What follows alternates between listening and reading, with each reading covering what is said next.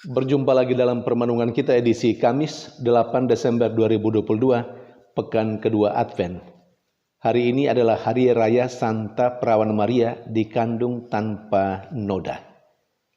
Bacaan-bacaan liturgi hari ini, bacaan yang pertama dari kitab Kejadian bab 3 ayat 9 sampai 15 dan ayat 20. Bacaan kedua dari surat Rasul Paulus kepada jemaat di Efesus bab 1 ayat 3 sampai 6. Ayat 11 sampai 12 dan bacaan Injil dari Injil Lukas bab 1 ayat 26 sampai 33. Hari Raya Santa Perawan Maria dikandung tanpa noda.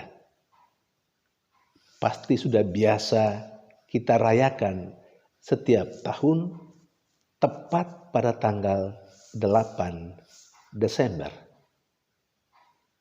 Tetapi apakah kita tahu tentang sejarah Hari Raya Santa Perawan Maria dikandung tanpa noda? Andai kata sudah tahu, syukurlah.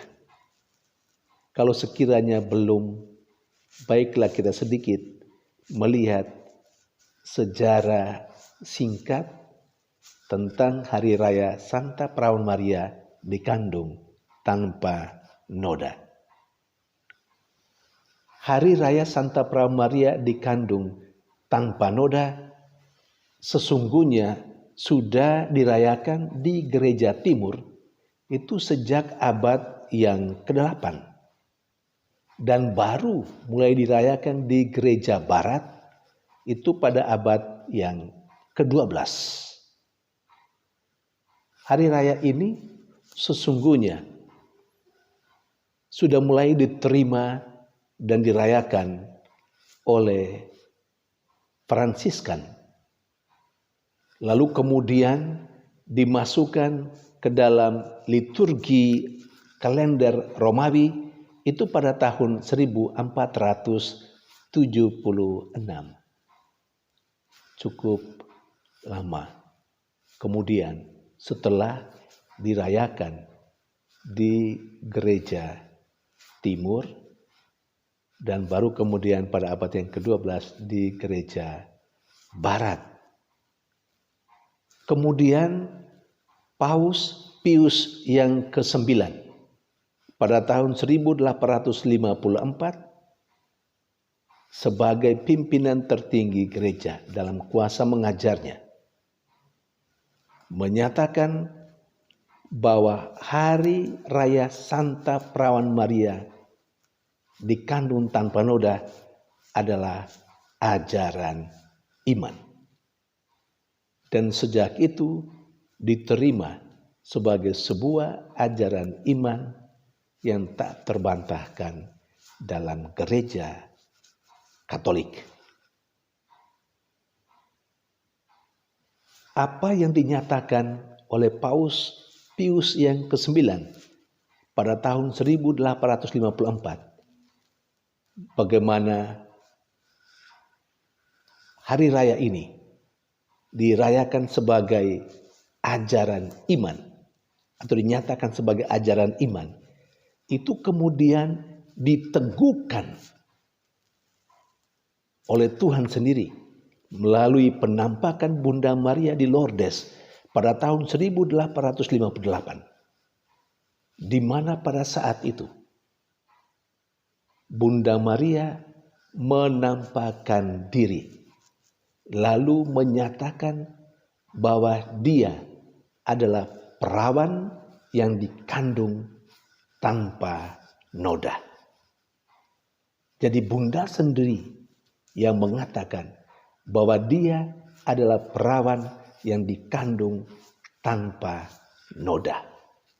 Dan itu terjadi sekali lagi pada penampakan Bunda Maria di Lourdes pada tahun 1858. Artinya apa? Apa yang diungkapkan oleh Gereja Katolik melalui Paus Pius yang ke-9 tahun 1854 ternyata itu tidak hanya sekedar perasaan gereja Katolik saja.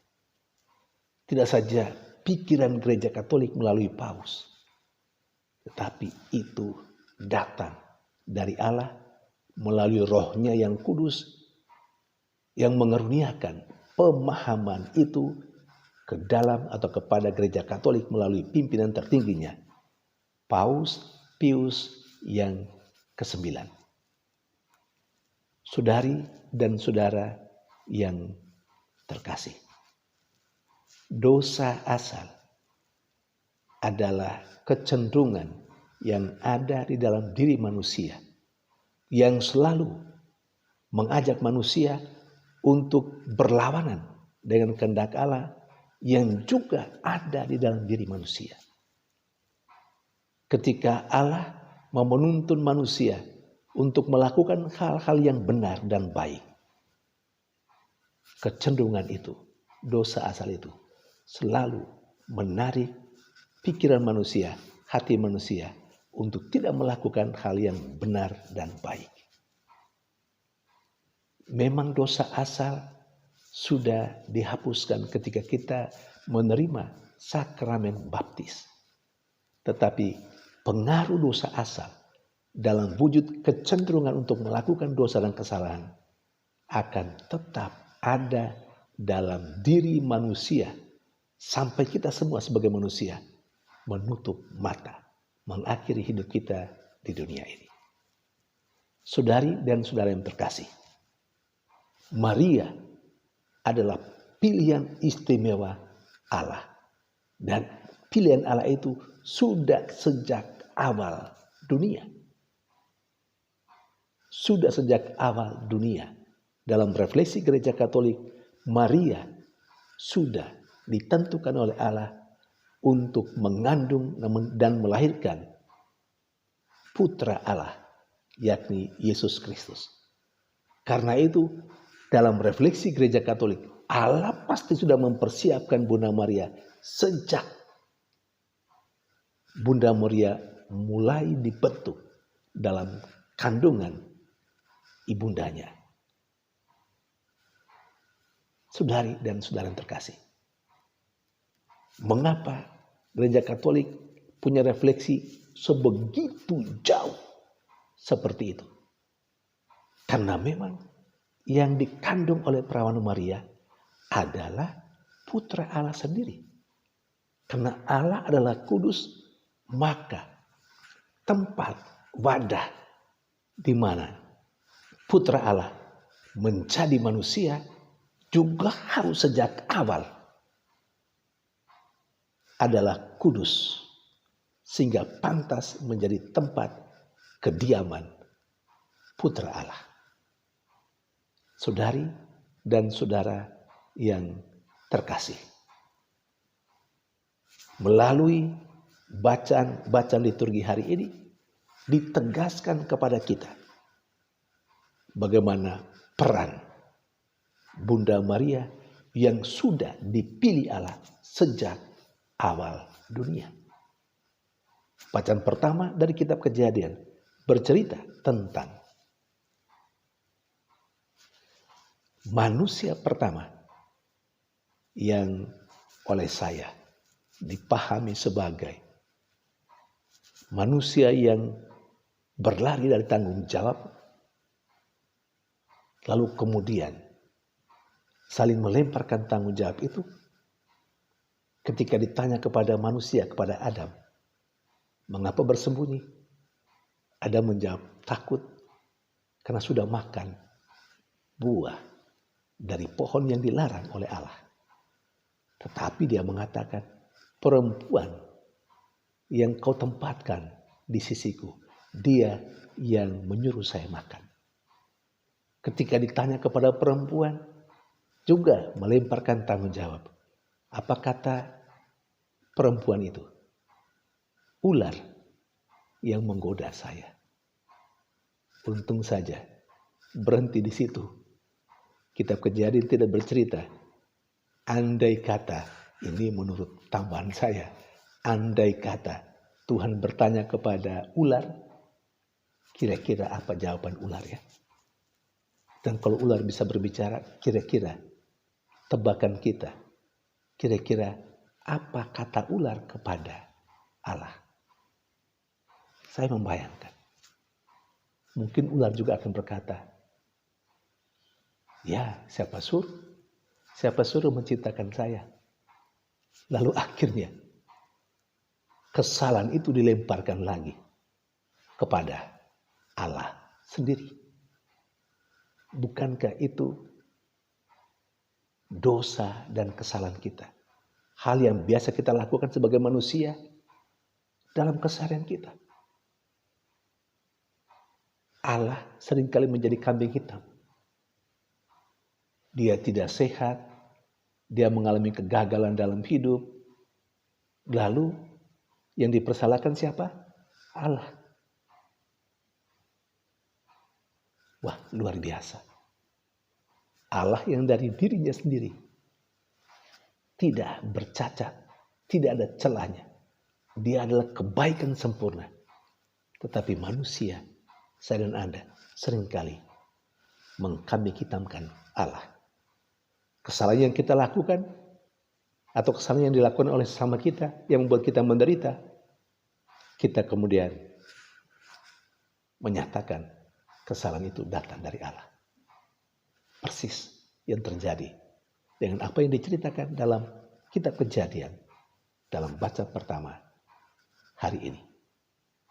Saudari dan saudara terkasih, dalam bacaan pertama hari ini juga Allah berkata bahwa akan terjadi permusuhan antara perempuan ini, yakni Hawa, istri Adam, manusia pertama itu, dengan ular. Dan lebih lanjut, juga akan terjadi permusuhan antara keturunan Hawa dan keturunan ular. Dan dikatakan keturunan Hawa akan menginjak, meremukkan kepala ular. Dan itu terjadi dalam diri Santa Perawan Maria yang dikandung tanpa noda, yang dirayakan hari ini. Lebih jauh, Santa Perawan Maria menjadi orang terpilih Allah, sebagaimana diceritakan dalam bacaan Injil, yang mengandung, kemudian melahirkan seorang anak laki-laki, tidak lain tidak bukan putra Allah sendiri, dan melalui putra Allah itu, Yesus Kristus, manusia dibebaskan dari dosa, seperti yang diceritakan dalam bacaan kedua hari ini. Saudari dan saudara terkasih, warta atau inspirasi singkat untuk kita. Kehadiran Maria telah membuat dosa dan kesalahan lenyap. Karena kehadiran Maria telah melahirkan Yesus. Yesus itulah yang melenyapkan dosa dan kesalahan. Bagaimana dengan kehadiran kita? Terinspirasi dari Maria yang kita rayakan hari ini dikandung tanpa noda. Marilah kita menjadikan diri kita dan kehadiran kita mesti membuat atau melenyapkan dosa dan hal yang tidak beres yang ada dalam kehidupan kita. Tetapi pertanyaannya, apakah kita mampu? Jangan-jangan kita larut dalam dosa dan kesalahan itu. Seharusnya kita melenyapkan dosa dan kesalahan. Tetapi terkadang kita justru terjerumus dalam dosa dan kesalahan. Tuhan memberkati.